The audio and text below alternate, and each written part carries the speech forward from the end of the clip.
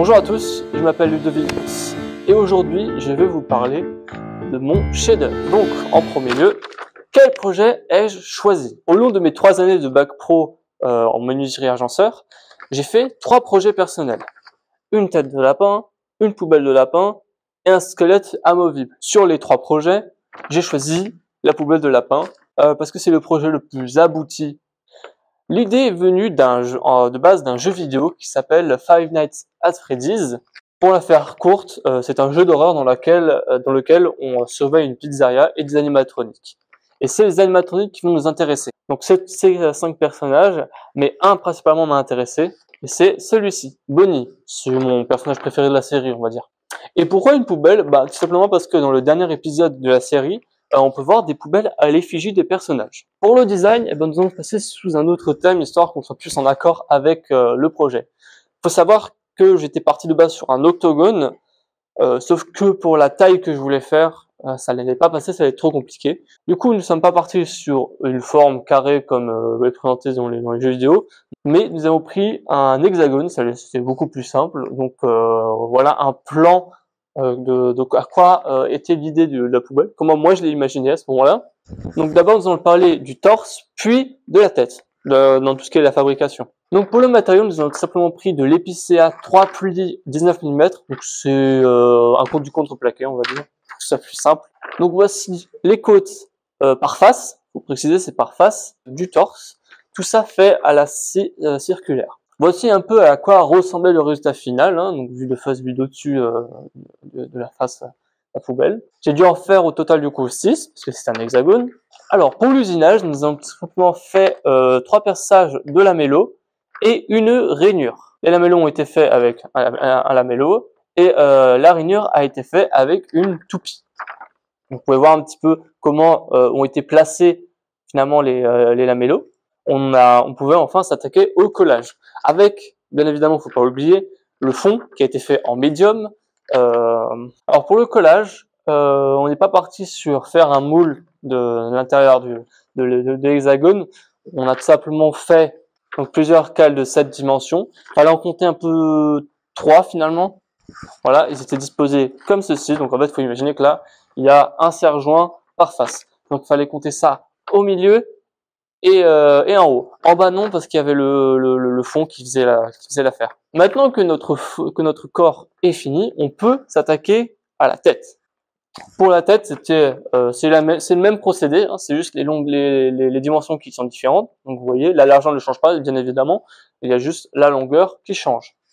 Pour l'usinage, c'est tout à fait pareil, sauf qu'on n'a pas de rainure pour le coup, on a juste 2 perçages de lamello. Voilà, voici comment ont été placés avec les dimensions les lamellos. Voilà. Après avoir fait ça 3 fois, parce que la tête, il fallait compter la face et on n'allait pas faire tout un hexagone et avoir juste une petite surface de 110 mm. Donc on a juste coupé en 2 et on a mis un morceau d'épicéa au milieu. Vous allez voir la dimension après. Là, je vais juste vous montrer comment ça a été fixé. Donc on met les lamellos, la face, et au-dessus, parce qu'il fallait quand même refermer la tête, on a mis un morceau de médium qui, quand on l'a collé, était un peu plus épais. Pourquoi? Parce qu'avec une défonceuse, on a tout simplement, on est passé autour et ça faisait que c'était à fleur. Maintenant, ça c'est une représentation de cette pièce-là, donc du visage, on va dire. Pour les usinages, donc on a fait des yeux. Donc les yeux ont été faits avec une forêt à cloche. Et 3 perçages pour des tourillons faits à la scie à colonne avec une mèche de 8. Alors, pour les dimensions des perçages des yeux, voilà. Il y a juste les perçages de tourillons, je les ai fait un peu au hasard parce que ça allait être caché, vous allez voir pourquoi. Maintenant, je vais vous parler du museau, donc le gros morceau qu'il y a devant que vous avez vu. J'ai pris une décision un peu difficile, c'est que j'ai pris un gros morceau de massif. On n'a pas construit un museau, on a juste pris un morceau de massif qu'on a découpé. Je vous ai fait une petite représentation 3D pour vous donner une idée à quoi ça ressemble le museau. Tout ça a été fait avec un morceau de Douglas qui était récupéré dans la benne. J'ai scié tous les côtés avec une scie japonaise pour qu'on ait des angles et que ça fasse un peu plus propre. Et maintenant voici toutes les dimensions, donc de la longueur à la largeur, de l'angle de coupe, donc 45 degrés, et de combien j'ai pris en X et en Y pour couper. Maintenant, vous avez vu, il y a le petit nez qu'on voit sur le museau. Donc ce museau a été fait aussi à la main parce que c'est un tout petit morceau de bois que j'ai récupéré. Donc je vais vous montrer les dimensions. D'abord, vous voyez comment a été fixé le nez. Donc on met un tourillon, le nez, et là, vous avez vu, on a remis les tourillons qu'on avait visés sur le visage. Eh ben, on a utilisé des petits picots. C'est des petits embouts en pic qu'on met dans les trous dans les perçages tourillons. Donc ils sont de diamètre 8 mm. Et en fait, du coup, quand on a juste à appuyer sur l'autre face qui va le rejoindre, et ça fait qu'on a exactement les mêmes dimensions. Ensuite, on a juste à les percer et tout rentre parfaitement. Voici les dimensions du nez, donc la coupure, etc. Et là, ici, vous voyez comment je l'ai placé. Hein. Donc, j'ai juste divisé en deux et j'ai fait moins la longueur du nez. Et on avait l'emplacement. Maintenant, le résultat. Alors, voici, entretenez un peu à quoi ressemblent les deux pièces ensemble. Alors, il n'y a pas les dents, mais ça, c'est parce que ça a été fait avant que je fasse le projet, donc les dents ont été faits après. Donc, pour l'assemblage, que du coup, il fallait bien assembler les deux parties, la tête et le corps. Pour ce faire, j'ai tout simplement utilisé une charnière pommelle équerre. La particularité, c'est que un côté de la charnière est normale et l'autre est en équerre. Et genre, on en a pris deux pour que ça fasse une plus grande surface d'ouverture. Et tout ça fixé avec des vis Torx. Maintenant, on va s'attaquer aux détails. Donc, les détails, c'est tout ce qui est nœud papillon, oreilles, tout ça. Donc, pour commencer, donc j'ai d'abord fait un nœud papillon et un éclair qui a été mis sur les deux pièces ont été mises sur le torse. Donc tout ça fait avec du contreplaqué et sculpté avec un ciseau à bois. Pour le nœud papillon, on a fait un petit décalage de 155 mm à l'horizontale si vous voulez. En fait, c'est juste le milieu au final de la surface. Pour le nœud papillon, on a une longueur de 158 mm avec des angles de 65 ici et un diamètre de 40 mm sur le milieu. Et pour l'éclair, je vais juste vous dire les dimensions de la pièce en entière. Donc on a une largeur de 90 mm sur une longueur de 208 mm. Après j'ai fait des petites des coupes. Donc j'ai pris par exemple ici on a 40 mm et ici on a 180. Maintenant partons sur les oreilles. Alors les oreilles, je les ai fait tout à la main. Donc en premier lieu, le matériel qu'on a utilisé, c'est de l'épicéa, pas 19 mm, mais 40 mm.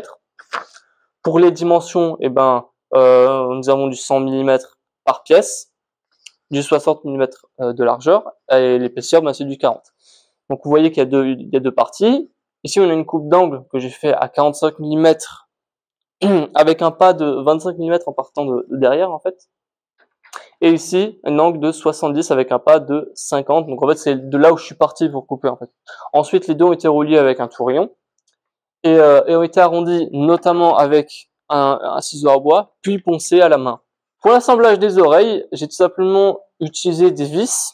Voilà. J'ai pas le modèle parce que c'était des vieilles vis que j'avais trouvées chez moi. Donc voici comment je les ai vissées. Donc, je les ai mis un peu au milieu par ici, donc avec un pas de 70 en partant de là. Et un pas de 60 en partant de là. Ensuite, après avoir fixé les oreilles, nous avons fait des pieds. Alors, pour les pieds, je vous ai fait une petite représentation dessin. Donc, aussi fait avec de l'épicéa à 19 mm pour le coup. Et pour la fixation, alors là, je vous ai fait une représentation un peu de la poubelle. Donc, ça, c'est une face et ça, c'est le fond. Et ça, c'est le pied. Donc, ça a été mis juste en dessous du fond et vissé par derrière avec une vis Torx. Alors, les détails du vernis, bon, je vais pas en parler très longtemps, c'est juste que du coup on l'a verni. Alors, faut savoir que le vernissage a été fait avant certaines pièces, comme par exemple les oreilles, les pieds. Donc c'est normal que toutes les pièces ne soient pas forcément vernies, parce que c'était fait après finalement. Alors le bonus, le coloriage. Donc ça c'est des trucs que j'ai fait chez moi pour le coup. Alors j'ai d'abord fait les yeux. Alors j'ai dû poncer au début parce que vu qu'il y avait du vernis, le feutre ne tenait pas. Donc ici j'ai poncé pour au final colorier en rouge et en noir. Ici j'ai coupé un morceau de carton avec un compas pour faire les paupières. Et ici pour le nez, c'est pareil. J'ai poncé tout le nez et j'ai aussi fait un peu arrondi pour que ça fasse un peu plus joli. Et j'ai colorié tout en noir.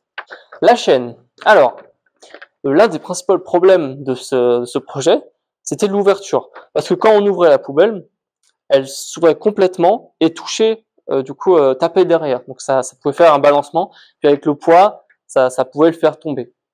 Alors j'avais réglé le problème notamment en faisant des pieds, donc ça permettait d'avoir un point d'appui quand on l'ouvre, un point de maintien si vous voulez. Mais l'autre solution, c'était tout simplement utiliser une chaîne.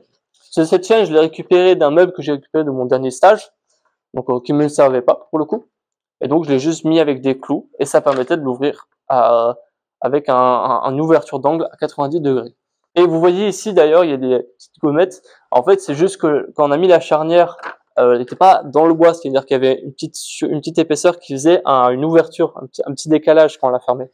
Et du coup, on a décidé de mettre des gommettes qui en plus permettaient de quand on le ferme, que ça passe pas, ça passe pas dans un boom comme ça. Ça amortissait, on va dire. Voici le résultat de ma poubelle, tout fini. Donc vous voyez les pieds, comment ils ont été placés, les dents j'en ai pas parlé, c'est vrai. Le nœud papillon, l'éclair, l'ouverture avec les gommettes, vous voyez, il y en a deux ici, une ici et une derrière la dent. Les oreilles, le côté. Conclusion, j'ai beaucoup aimé ce projet, ça m'a permis un petit peu d'en apprendre un peu plus sur la menuiserie, c'est vraiment sympa de le faire. Et d'ailleurs, vous vous demandez peut-être, est-ce que je l'utilise? Oui, mais pas pour des déchets, j'utilise pour mettre des câbles finalement dedans, et au moins ça évite de le salir.